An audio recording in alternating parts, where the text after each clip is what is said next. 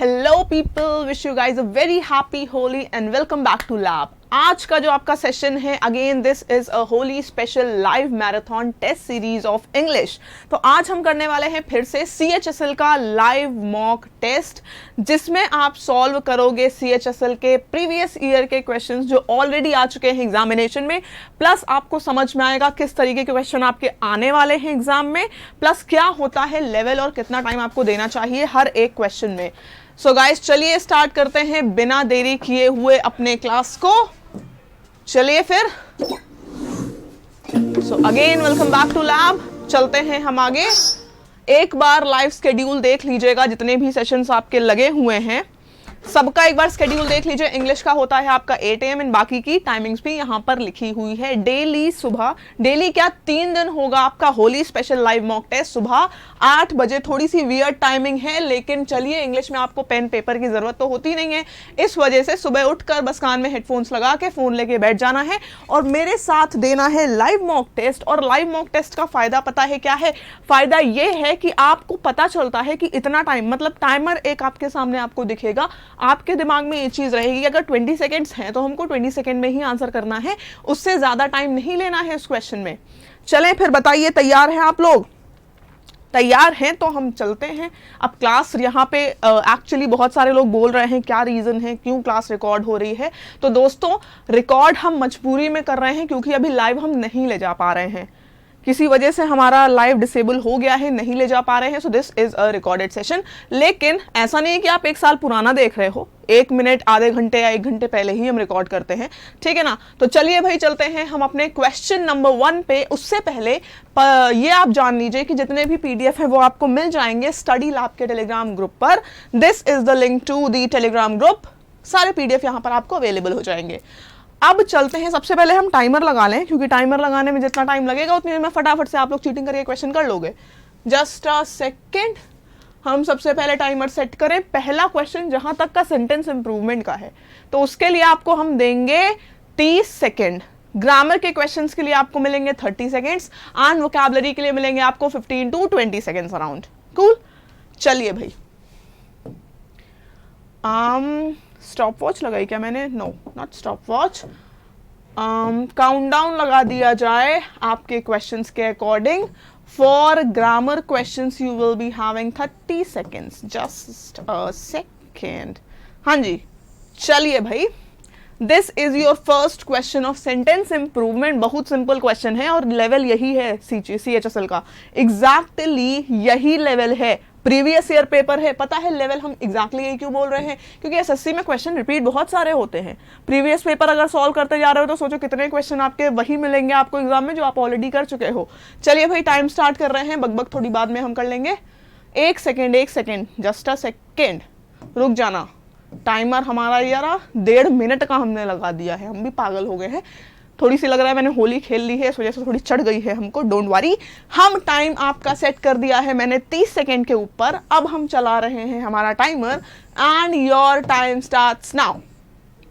अब देखिए क्वेश्चन को ध्यान से एकदम देखना। As much as 100 children gathered to celebrate Independence Day, मतलब कि 100 चिल्ड्रन, लगभग 100 चिल्ड्रन इकट्ठा हुए थे इंडिपेंडेंस डे के सेलिब्रेशन के लिए। बहुत इंपॉर्टेंट है क्वेश्चन, जल्दी से बताइए क्या होगा? As long as high as many as. जल्दी बताओ, टाइम जा रहा है दोस्तों, फटाफट से बताइएगा।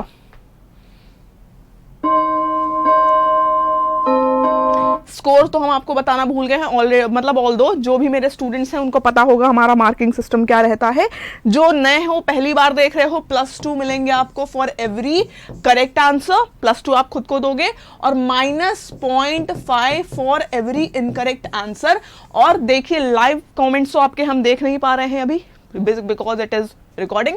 तो आपको क्या करना है, आपकी रिस्पॉन्सिबिलिटी क्या है? जैसे ही सेशन ओवर होगा, नीचे जो कमेंट बॉक्स आता है ना, या तो पता है अभी सेशन चलते टाइम ही आपको वो कमेंट सेक्शन दिख रहा होगा, आप नीचे उसमें कमेंट करना कि आपका लास्ट में स्कोर क्या रहा है, जिससे मुझे पता चले कि किस तरीके से इन 3 दिनों में आपका इंप्रूवमेंट हुआ है। और ये चीज आप भी नोटिस करोगे। एंड मैंने एक चीज कल बोली थी, इन 3 दिनों में जिसका इंप्रूवमेंट सबसे ज्यादा हुआ होगा उसका नाम हम यहां पर अनाउंस करेंगे।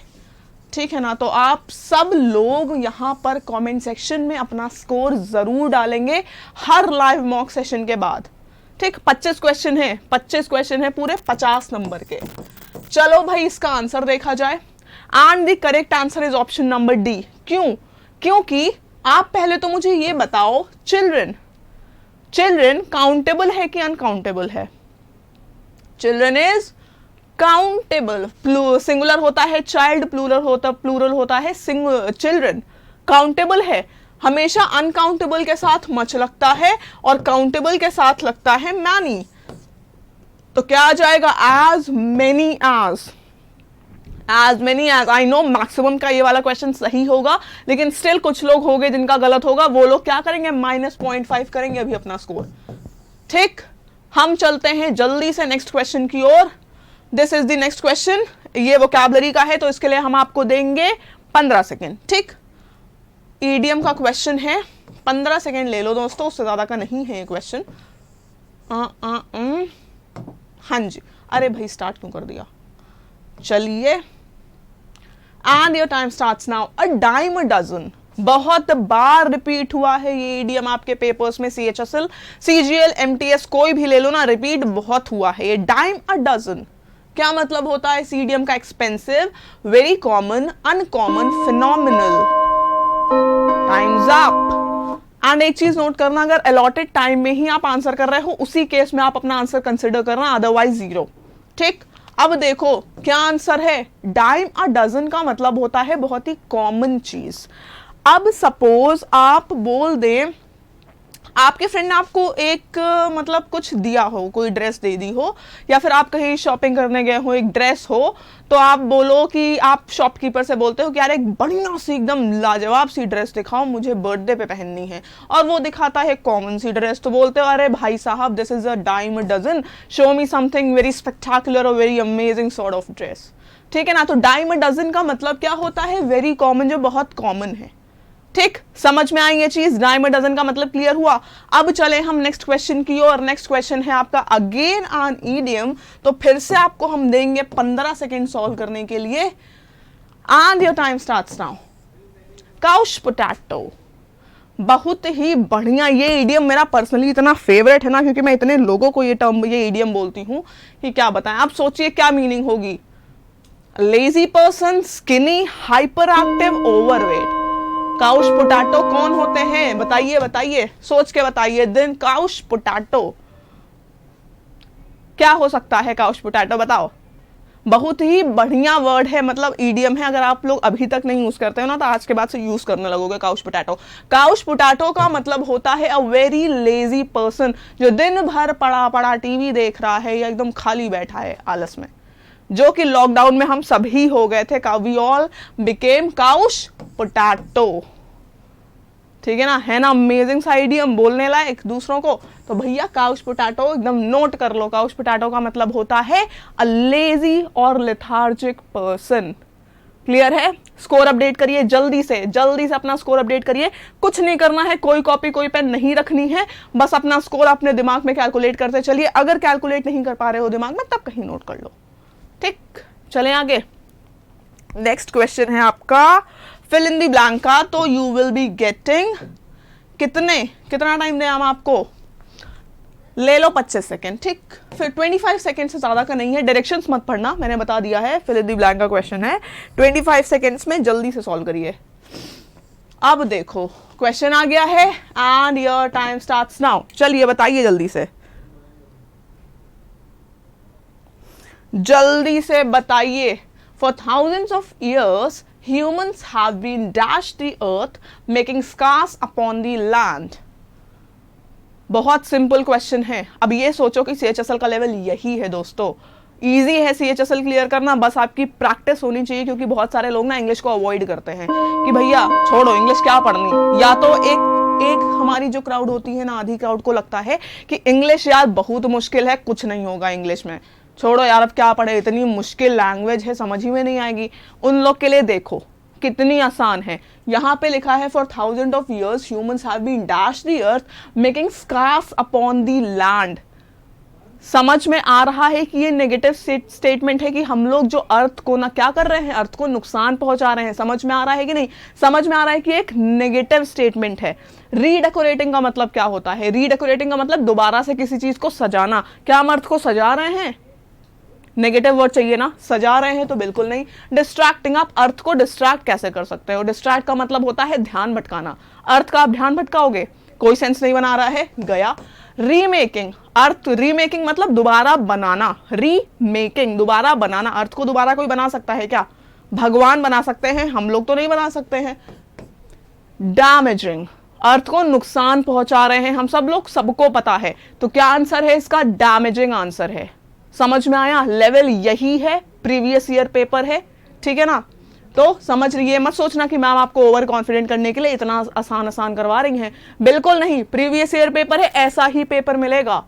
अब आया कॉन्फिडेंस कि भैया निकल सकता है पेपर, बस प्रैक्टिस करो, स्कोर कैलकुलेट करते चलो, देखो किस तरीके से इंप्रूवमेंट होगा। चले अब आगे, चलो भाई चलते हैं नेक्स्ट क्वेश्चन के ऊपर। नेक्स्ट क्वेश्चन है आपका अगेन वोकैबुलरी का। इसके लिए हम आपको देंगे 15 सेकेंड, ठीक है ना? 15 सेकेंड देंगे वोकैबुलरी के लिए आपको। And your time starts now. Most appropriate synonym of the given word. ऐसे क्वेश्चंस देखो, एंटोनिम सिनोनिम वाले मैं फिर से बोलूंगी, डायरेक्शन बहुत ध्यान से पढ़ना।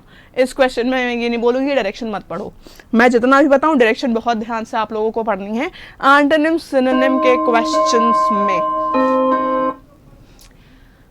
इंसाइडियस, इनसाइडियस का क्या सिनोनिम होगा? क्राफ्टी, कैलस, सिंसियर या बेनिवोलेंट?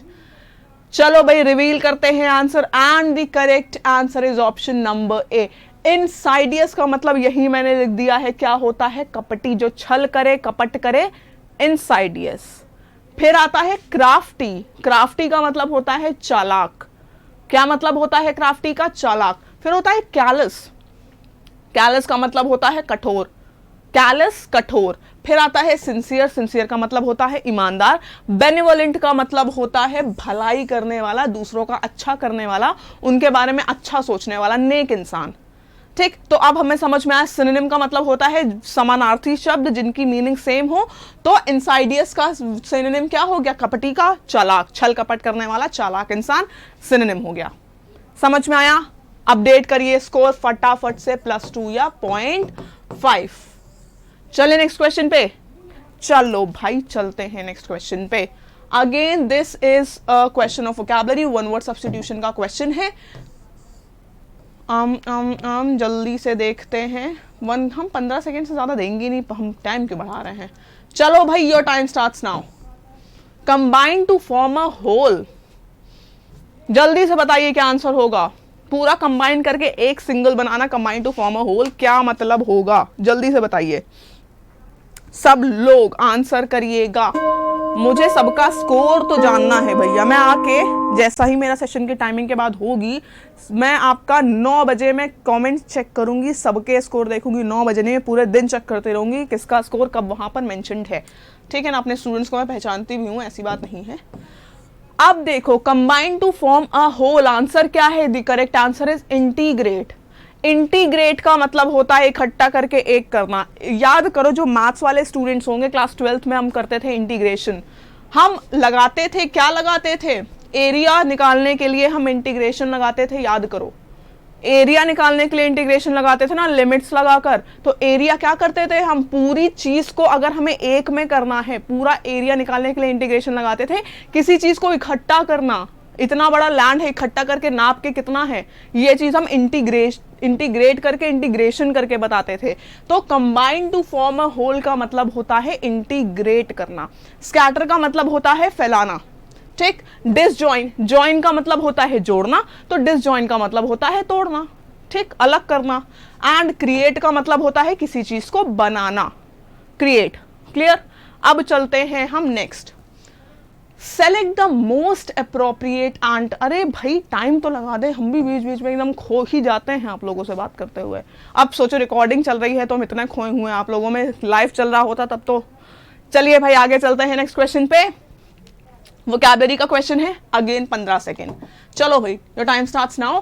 इसमें क्या बताना है, ध्यान से डायरेक्शन पढ़ोगे, एंटोनिम बताना है कि सिनोनिम। इसका डायरेक्शन मैं नहीं बताऊंगी, एकदम ध्यान से पढ़ो फिर आंसर बताओ।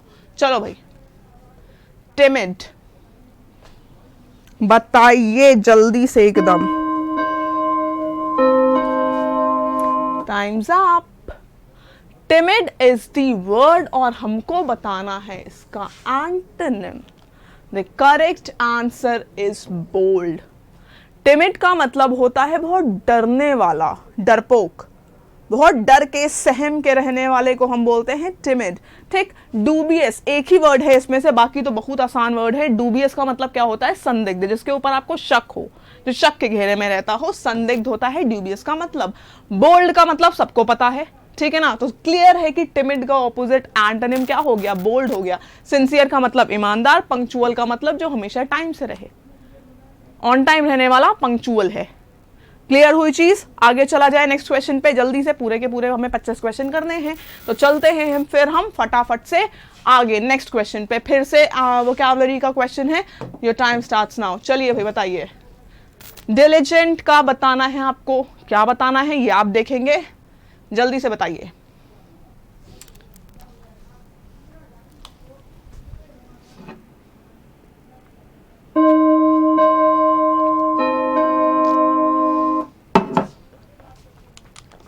हाँ जी, diligent, diligent is the term। Answer reveal करूं, देखा जाए। And the correct answer is lethargic. देखो साफ साफ लिखा हुआ है, डिलिजेंट का मतलब क्या होता है। डिलिजेंट का मतलब होता है मेहनती, जो दिल लगा के काम करे वो डिलिजेंट। कौन होता है डिलिजेंट, जो दिल लगा के काम करे, मेहनत से काम करे, वो होता है डिलिजेंट, मेहनती। लेथार्जिक, एल से लेजी, एल से लेथार्जिक, याद रखना एकदम। लेथार्जिक का मतलब होता है लेजी। ठीक, तो क्या हो गया, सिंपली यही हो गया इसका antonym, opposite.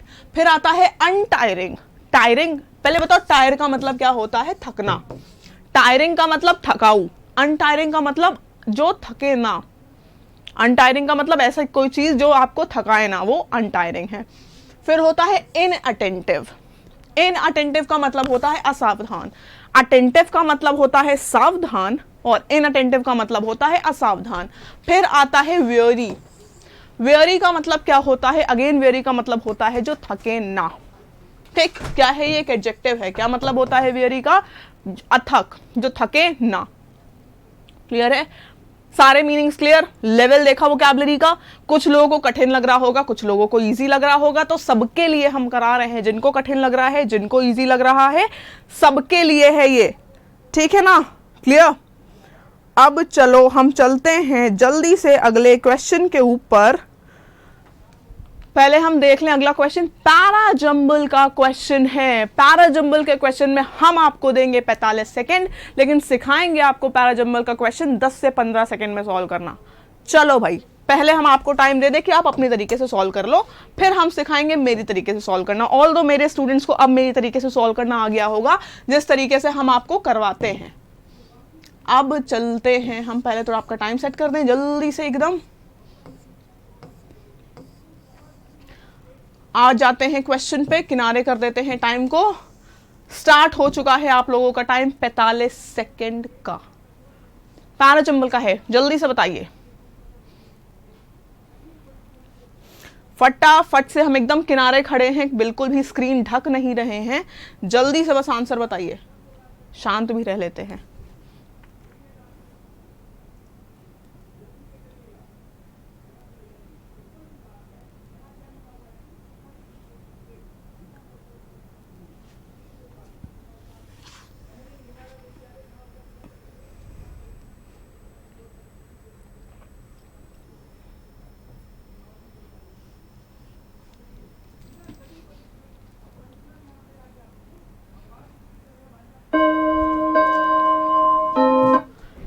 The time is up। समय ओवर हो चुका है। सबसे पहली चीज पैराजंबल, पहले आंसर चलो बता देते हैं, आप लोग चेक कर लो कि आंसर आपका सही है कि गलत है, फिर मेरे तरीके से करते हैं। So the correct answer is option number D. जिनने भी डी दिया है सिर्फ वो अपने स्कोर में ऐड कर लें एकदम फटाफट से +2, और जिन जिनका गलत हो गया है कोई बात नहीं, ऐड कर लीजिए -0.5।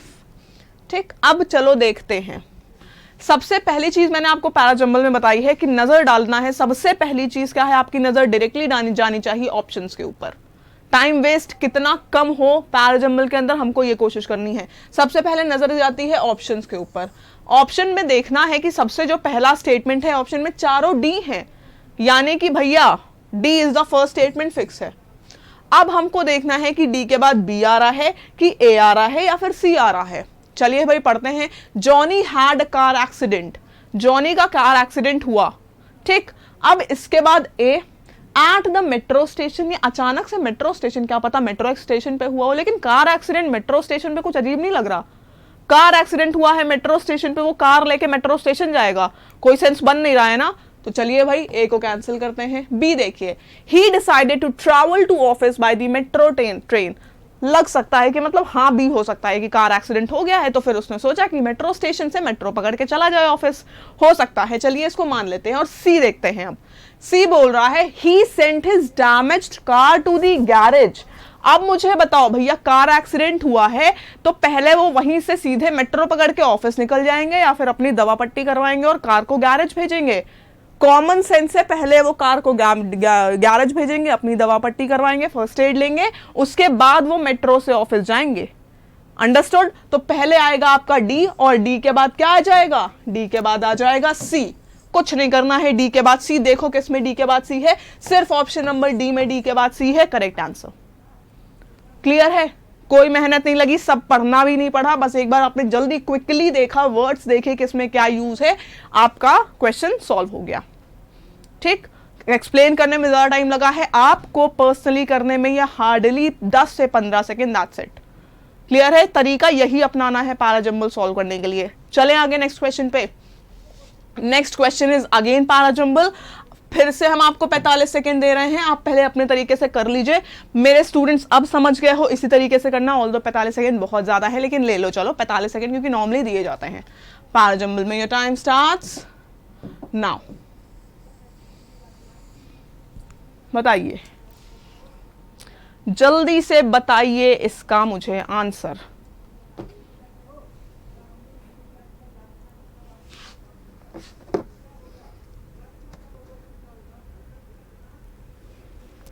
एकदम जल्दी से आंसर बताइएगा मुझको।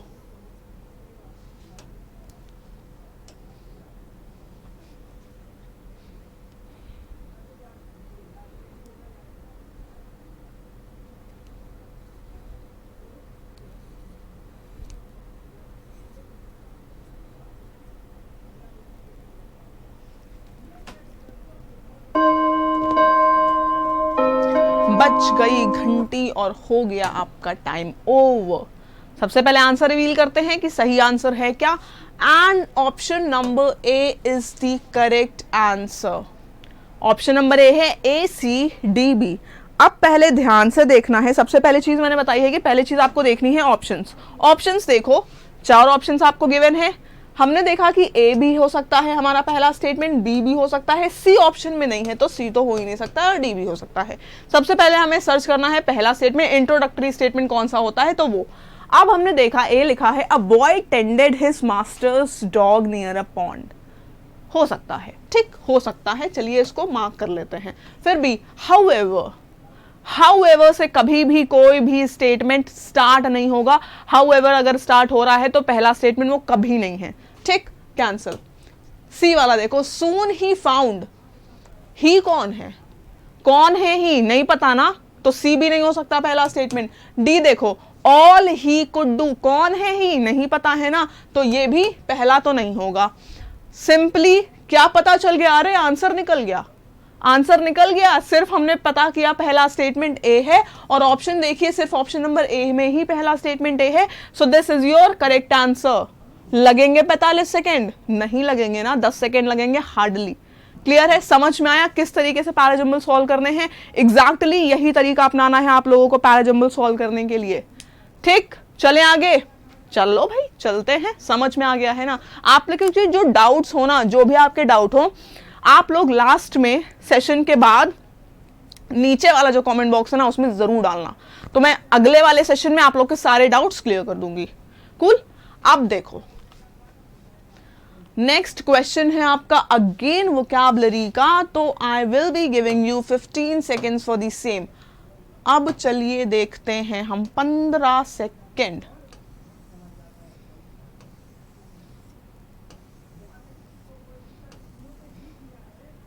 Okay, so time starts now. Disillusioned, disillusioned, embittered, disappointment, sore, enthusiastic. जल्दी बताइए, चलो भाई बताओ disillusioned का मतलब क्या होता है।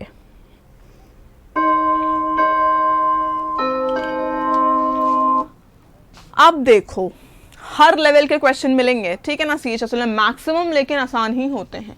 चलो भाई आंसर देखते हैं। The correct answer is enthusiastic. मतलब आपको जानना है डिसइल्यूजन्ड का। डिसइल्यूजन्ड का मतलब होता है मोह भंग। सपोज आप किसी चीज को लेके बहुत ज्यादा एक्साइटेड हो, फिर आपको पता चलता है कि अच्छा चलो मैं आपको एक बहुत बढ़िया एग्जांपल देती हूं। आप कोई रियलिटी शो देखते हो, ठीक, आप रियलिटी शो देखते हो कोई भी, मैं नाम नहीं लूंगी, और सपोज एकदम मुझे लगता है कि अब क्या होगा, कौन जीतेगा, और फिर एक दिन आपको पता चलता है कि वो सबका सब स्क्रिप्टेड था। पूरा का पूरा जो नाम रियलिटी शो था वही पूरा का पूरा क्या था, स्क्रिप्टेड था।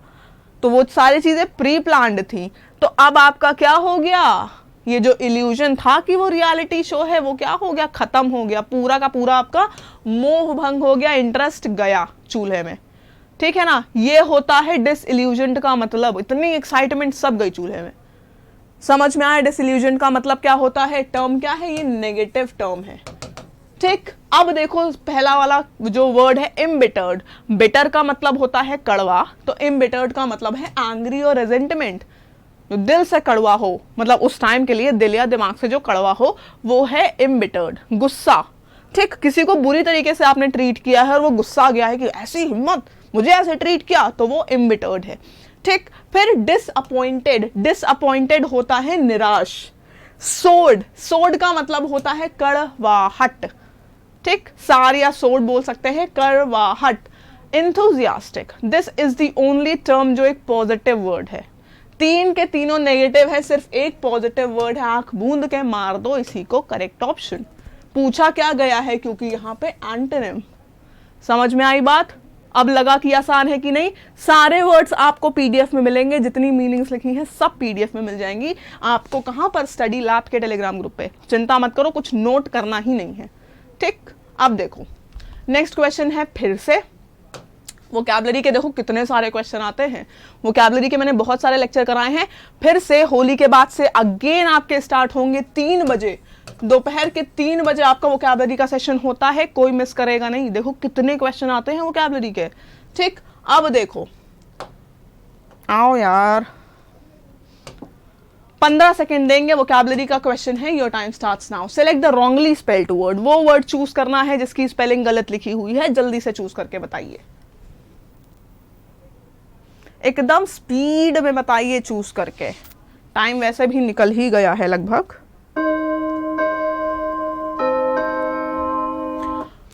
So time is over. Reveal करा जाए answer. Option number 2। Option number 2 answer है। स्पेलिंग क्या होती है, प्रोविडेंस की। प्रोविडेंस की स्पेलिंग ये होती है, ध्यान से देखो, DENCE, प्रोविडेंस, ठीक, क्लियर। चले आगे। +2 एंड -0.5 ये करना है आप लोगों को, +2 एंड -0.5। अब चलो अगला क्वेश्चन कौन सा है, फिल इन दी ब्लैंक्स का है। 25 सेकेंड हम दे देते हैं फिल इन दी ब्लैंक्स के लिए। चलो भाई दोस्त बढ़ जा जल्दी से। हाँ जी, your time starts now. There should be dash punishment for rule breakers। बहुत सिंपल क्वेश्चन है, वेरी वेरी सिंपल क्वेश्चन। जल्दी से आंसर बताइए, चलिए। एकदम जल्दी से आंसर बताओ। देयर शुड बी कैसी पनिशमेंट होनी चाहिए रूल ब्रेकर्स के लिए?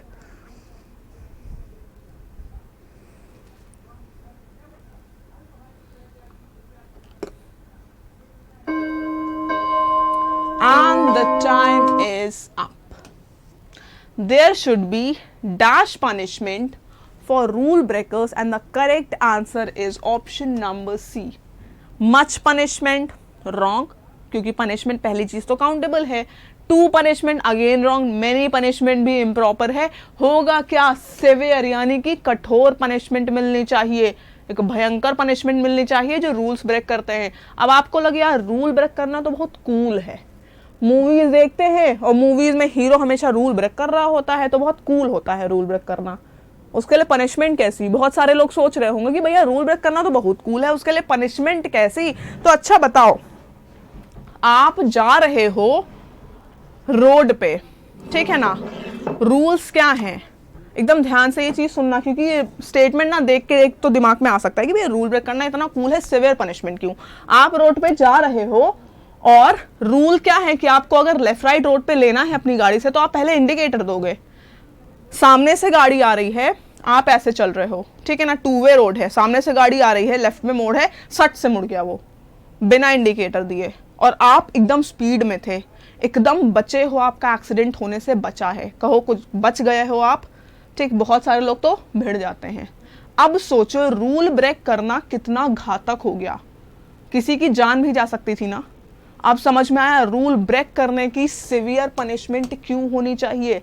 ये चीज आपके दिमाग में भी होनी चाहिए, तभी आप आंसर कर पाओगे कि रूल ब्रेक करने की पनिशमेंट सिवियर होनी चाहिए, ठीक है ना। जरूरी नहीं है कि ये ग्रामर बेस्ड या मेनी टू और मच, यहाँ पे आ सकती है कि माइल्ड पनिशमेंट, या आप बोल सकते हो कि मतलब वीक पनिशमेंट, कुछ भी आप बोल सकते हो। तो आपको लगता है कि माइल्ड पनिशमेंट होनी चाहिए, रूल ही तो तोड़ा है, लेकिन नहीं, रूल तोड़ना कितना घातक हो सकता है, ठीक। अब चलते हैं हम बिना टाइम वेस्ट किए नेक्स्ट क्वेश्चन पे। आपका ग्रामर बेस्ड क्वेश्चन है तो 30 सेकंड में आपको दूंगी, एरर डिटेक्शन का है, जस्ट अ सेकेंड। हाँ जी, your time starts now. The poor condition of roads of Sarojini Nagar area is affecting the all the people of locality. जल्दी बताइए, जल्दी से बताइएगा।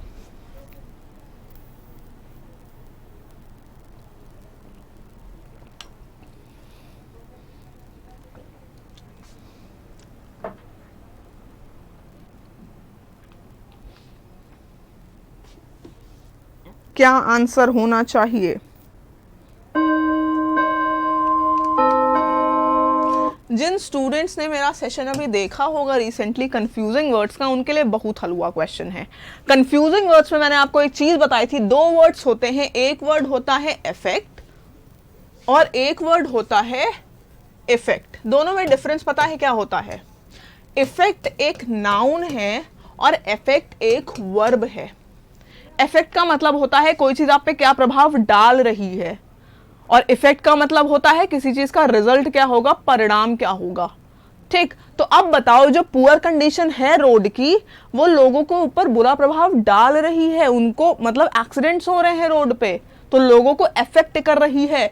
पहली चीज तो आईएनजी लगा है, दैट मींस वर्ब फॉर्म में यूज हुआ है, तो EFFECT नाउन तो यूज ही नहीं होगा, नाउन के बाद आप आईएनजी लगा ही नहीं सकते हो।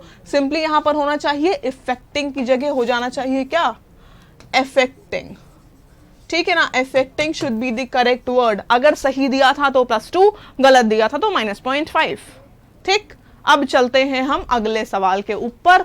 अगेन 30 सेकेंड, क्योंकि ये नरेशन का क्वेश्चन है। क्वेश्चन देखना कितना आसान है, देखने में बहुत डरावना लग रहा है, लेकिन अभी बताऊंगी कितना सिंपल क्वेश्चन है।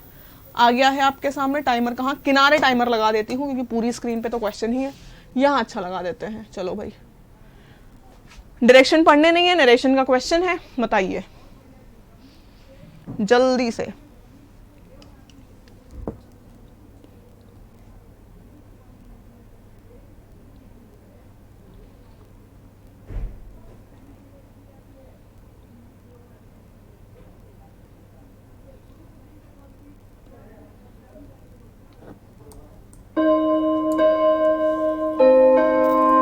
And the time is up. Option number D is the correct answer. और क्यों, समझो मेरे साथ एकदम आसानी से question. Vishnu said I am going to the theatre this evening. सबसे ज्यादा लोगों को नरेशन और वॉइस से डर लगता है। नरेशन का रूल है, नरेशन में टेंस चेंज होता है, वॉइस में टेंस चेंज नहीं होता है। सिर्फ आपको याद रखना है, नरेशन में करोगे आप टेंस चेंज, ठीक है ना, और वॉइस में नहीं करोगे, नो टेंस चेंज। ठीक, अब देखो जो नरेशन में प्रेजेंट मतलब प्रोग्रेसिव प्रेजेंट टेंस है या फिर प्रेजेंट कॉन्टिन्यूअस टेंस है, अगर प्रेजेंट कॉन्टिन्यूअस टेंस है तो वो इनडायरेक्ट में हमेशा हो जाता है पास्ट कॉन्टिन्यूअस। प्रेजेंट हमेशा उसी के रिस्पेक्टिव पास्ट में चेंज होता है। प्रेजेंट कॉन्टिन्यूअस है तो चेंज हो जाएगा पास्ट कॉन्टिन्यूअस में। पहली चीज, ये वाले जो कॉमा वगैरह अपोस्ट्रोफी एंड कोटेशन मार्क्स होते हैं ये हटते हैं बीच में दाट लगाकर। ठीक, ये दाट लगा के हटते हैं। आई क्या हो जाएगा, फर्स्ट पर्सन बन जाएगा सेकंड पर्सन। ठीक, आई बन जाएगा ही, और एम गोइंग बन जाएगा वॉज गोइंग। ठीक, ये हटा के लग जाएगा दैट। विष्णु से that he was going to the theatre, this हमेशा बन जाता है दैट। अगर इनडायरेक्ट में यूज हुआ है दिस, अगर डायरेक्ट में यूज हुआ है दिस, तो इनडायरेक्ट में हमेशा वो दैट बन जाता है। तो क्या हो जाएगा, दैट इवनिंग। अब चेक करो किस ऑप्शन में है ऐसा। सिर्फ ऑप्शन नंबर डी है जिसमें बीच में दैट लगा है, आई की जगह ही लगा है, इज गोइंग की जगह वॉज गोइंग लगा है, और दिस की जगह क्या लगा है, दैट इवनिंग लगा है। So clearly option number D is the answer. समझ में आया कितना सिंपल था ये, बिल्कुल टाइम लगेगा नहीं इसमें। ठीक, अब चलते हैं अगले सवाल के ऊपर। Again the question of vocabulary. पहले तो हम इसको सेट कर दें 15 सेकेंड के ऊपर। हाँ जी, your time starts now. Wrongly spelled word पता करना है आपको, जल्दी बताइए। Wrongly spelled word, select the wrongly spelled word. बताओ भाई।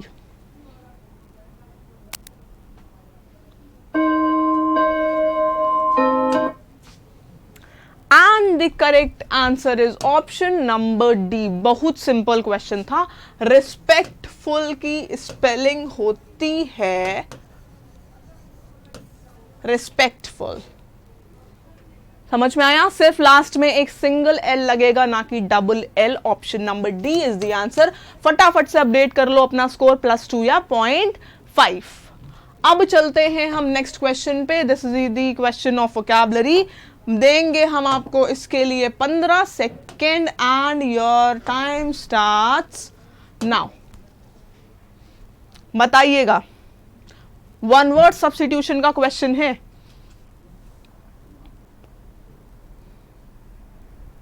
जल्दी से बताइए।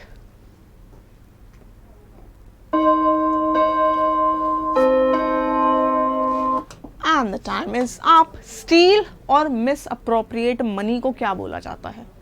पता है क्या बोला जाता है? एम्बेजिल। स्टील और इनअप्रोप्रिएट मनी, मनी को मतलब गैर कानूनी तरीके से, गलत तरीके से कहीं स्टोर करना, इसी को हम बोलते हैं एम्बेजिल। ओवरचार्ज क्या होता है? किसी चीज की कितनी वैल्यू है उससे ज्यादा अमाउंट उससे लो, ये होता है ओवरचार्ज। रेड क्या होता है? छापा। क्या होता है रेड का मतलब? छापा। और मैनिपुलेट का मतलब क्या होता है? किसी को मैनिपुलेट करना, उसका दिमाग, उसका मतलब सपोज मेरी बहन बोल रही कि यार मैं नहीं चलूंगी तुम्हारी ये पार्टी के साथ, तुम्हारे साथ पार्टी में मैं नहीं जाऊंगी। अब मैंने उसको मैनिपुलेट किया, अब वो चल रही है मेरे साथ पार्टी में। समझ में आया? मैनिपुलेट का मतलब क्या होता है? किसी का दिमाग चेंज करना, उसका मन बदलना, मैनिपुलेट करना। ठीक, अब चलो हम चलते हैं अगले क्वेश्चन के ऊपर। ग्रामर का क्वेश्चन है, 30 सेकंड मिलेंगे आपको। स्कोर अपडेट कर लेना, भूलना मत।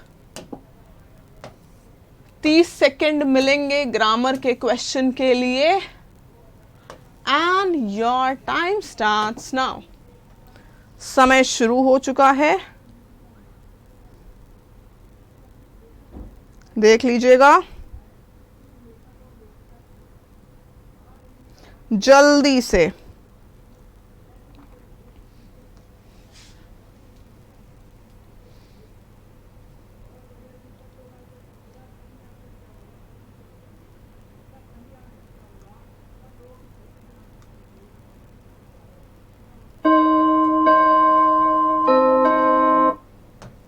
अब देखो भाई, behaviour modification techniques are often used to training of police dogs. जब भी हम किसी चीज के इस्तेमाल की बात करते हैं, किसी चीज के इस्तेमाल की बात होती है तो हमेशा यूज्ड या यूज फॉर आता है, हमेशा यूज्ड या यूज फॉर आता है जब भी बात होती है किसी चीज के इस्तेमाल की। तो बिहेवियर मॉडिफिकेशन टेक्निक यूज होती है पुलिस के डॉग्स को ट्रेन करने के लिए, तो यूज टू की जगह हो जाएगा used for. Clear? Option number D is the answer. जिनने भी दिया था फटाफट से कर लो अपना +2। क्लियर?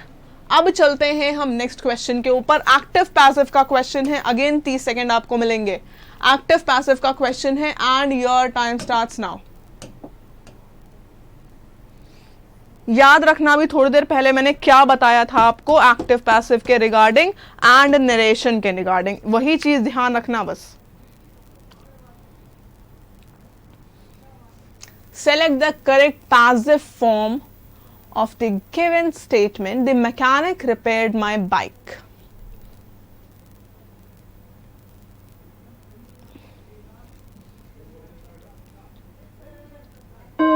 Time's up. चलिए भाई देखो कितना आसान होता है एक्टिव पैसिव, कितना आसान होता है। देखो एक्टिव पैसिव में 3 चीज याद रखनी है। टेंस चेंज नहीं होता है, पहली चीज याद रखोगे कि टेंस चेंज नहीं होगा। दूसरी चीज आपको याद रखनी है कि सब्जेक्ट और ऑब्जेक्ट अपनी अपनी पोजीशन बदल लेते हैं। तीसरी चीज वर्ब का हमेशा थर्ड फॉर्म यूज होता है। That's it. अगर आप चेंज कर रहे हो एक्टिव से पैसिव में, एक्टिव से पैसिव में चेंज कर रहे हो, पहली चीज टेंस चेंज नहीं होगा, दूसरी चीज क्या होगा, सब्जेक्ट और ऑब्जेक्ट अपनी अपनी प्लेस चेंज कर लेंगे, और तीसरी चीज क्या होगी, तीसरी चीज होगी कि वर्ब का थर्ड फॉर्म यूज होगा।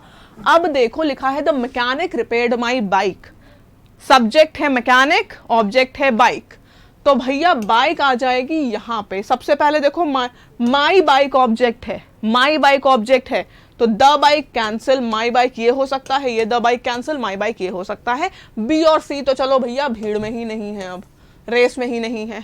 अब देखो टेंस चेंज नहीं होता है, मैंने बोला the mechanic repaired my bike, कौन सा टेंस है, पास्ट टेंस है, इसमें लिखा है बाइक इज रिपेयर्ड, प्रेजेंट थोड़ी हो जाएगा, टेंस चेंज ही नहीं होता है भैया, ये भी मैदान से बाहर। आंसर कौन सा हो गया, ऑप्शन नंबर डी।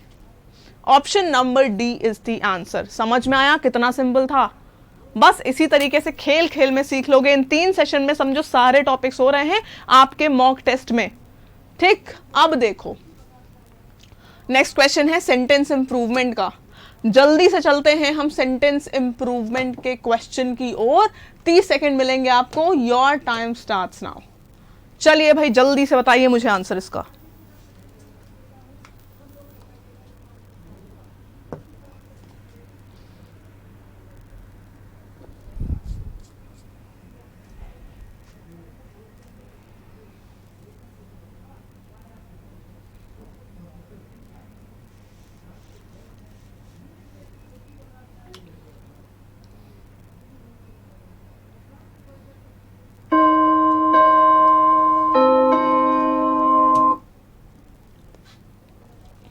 स्टेटमेंट ध्यान से पढ़ो। So much as you behave like this the decision of management against you can not be revoked.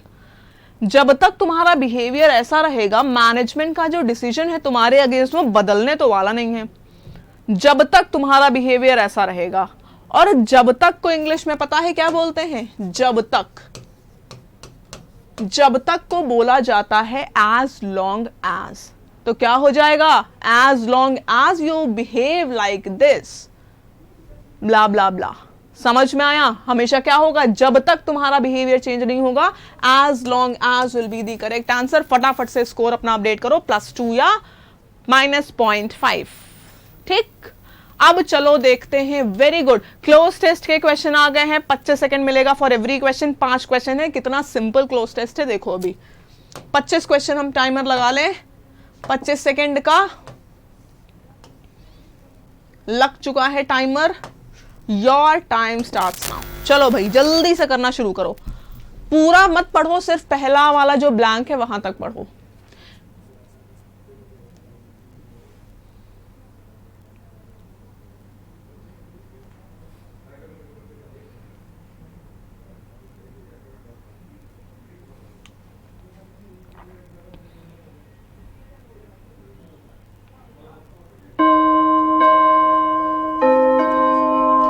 अब देखिए, मैंने आपको जो रूल्स कराए थे ग्रामर के, मैंने आपको एक चीज बताई थी कि लोगों के लिए यूज होता है हु या हुम, डिपेंड किस पे करता है कि वो सब्जेक्ट के लिए यूज हो रहा है या ऑब्जेक्ट के लिए, चीजों के लिए यूज होता है विच। आपको अब लग रहा होगा कि दैट भी तो यूज हो सकता है, लेकिन बाय के बाद दैट नहीं यूज होता है, बाय के बाद हमेशा विच यूज होता है। So option number D which is the correct answer. ठीक, which is the correct answer. समझ में आया? बिल्कुल क्लियर हुआ? बहुत सिंपल है, ऐसा ही मिलेगा एग्जाम में, बस अपना स्कोर अपडेट करते रहो, देखो किस तरीके से इंप्रूव कर रहे हो। अगला क्वेश्चन आ चुका है, फटाफट से आंसर बताइए। चलो भाई, ब्लैंक नंबर 2, जल्दी से आंसर बताइए।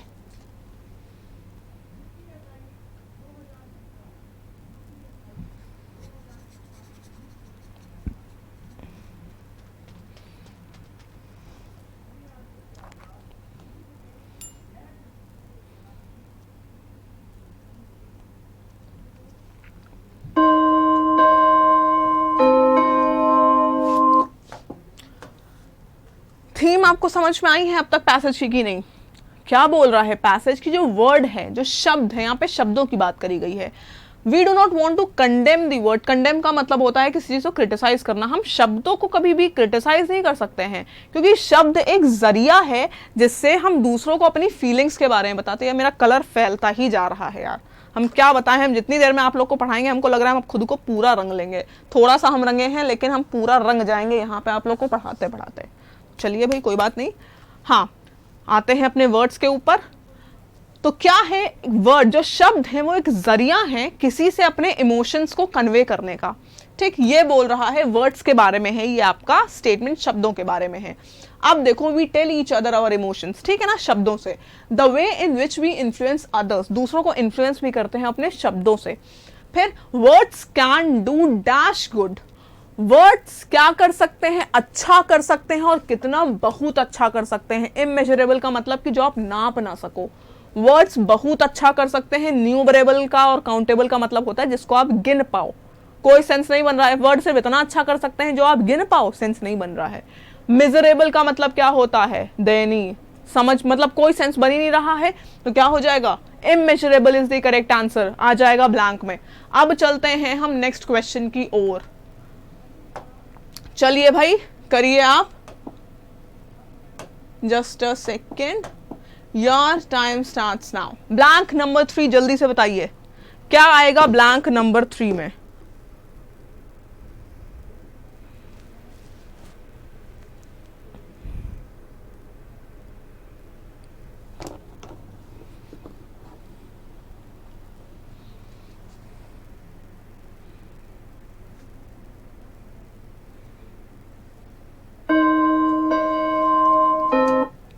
The time is up.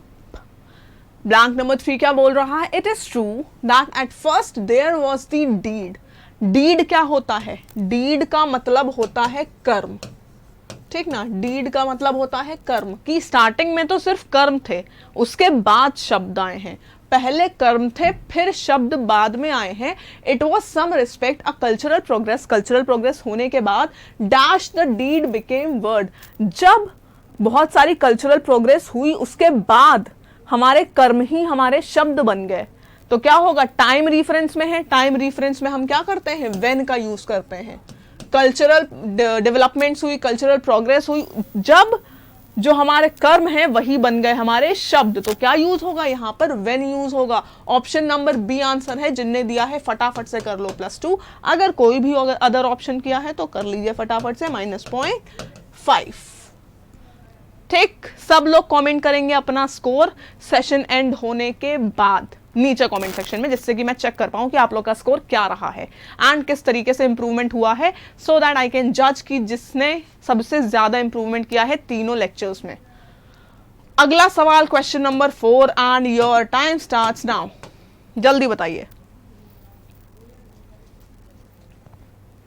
सिर्फ लास्ट वाला पढ़िए, 4 पूछ रहा है ना, तो सिर्फ वही स्टेटमेंट पढ़िए, पूरा पैसेज पढ़ने की जरूरत ही नहीं है, टाइम वेस्ट होगा।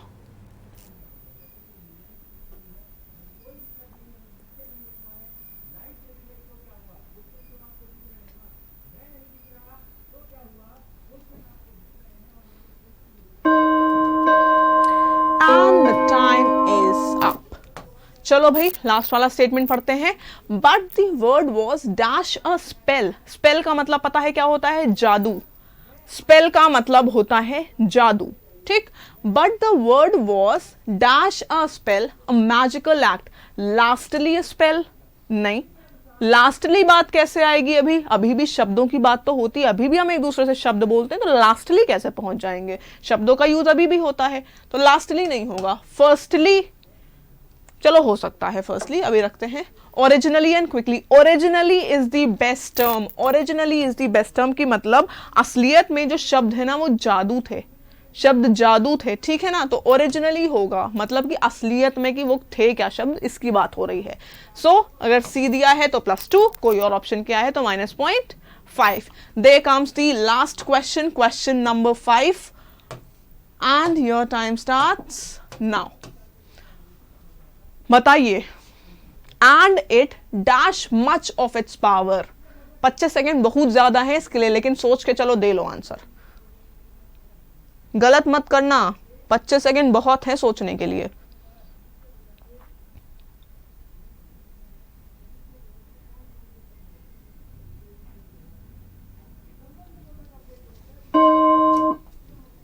Times up.